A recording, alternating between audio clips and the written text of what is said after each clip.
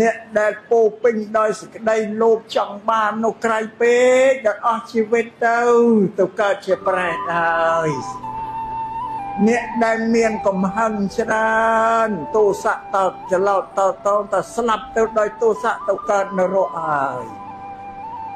វិញអ្នកដែលស្លាប់ទៅដោយសេចក្តីល្ងងបានមានចំណេះវិជ្ជាសោះរស់ដោយសត្វគោទៅបែបទៅស្លាប់ទៅកើតសត្វដេរិឆានហើយនេះទោសអកិលេសបើអញ្ចឹងត្រូវផ្សះផ្សាំងបន្សាបកិលេសឲ្យស្រាលណាញោមណាធ្វើដែលព្រះអង្គសម្ដែងឲ្យសិលសមាធិបញ្ញាសម្រាប់ជាថ្នាំឲ្យយើងមកព្យាបាលរោគកាយវាចាចិត្តរបស់ផងយើងទេអត់មានអ្នកណាធ្វើយើងឲ្យបរិសុទ្ធបានទេមានតែខ្លួនយើងបើយើងមិនផឹកថ្នាំគឺសិលនឹងកាយវាចាយើងអត់ស្លូតទេបើយើងមិនចម្រើនសមាធិនឹងតែចិត្តយើងវាមិនស្ងប់ទេសិតតែថ្នាំទាំងអស់បើយើងមិនចម្រើនវិបស្សនាយើងអត់មានបញ្ញាទេណាបានទេនឹងធ្វើបពុទ្ធ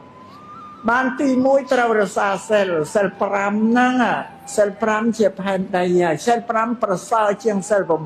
8សិល8តែមួយយប់អត់ថ្ងៃទេសិល5នៅពេញផែនដីថ្ងៃណាក៏មានរក្សាសិល5មិនដែលជាប់បានអស់ហើយត្រូវអប់រំចិត្តដោយចម្រើនសមាធិបាននេះយកសមាធិមកអប់រំនឹងសិល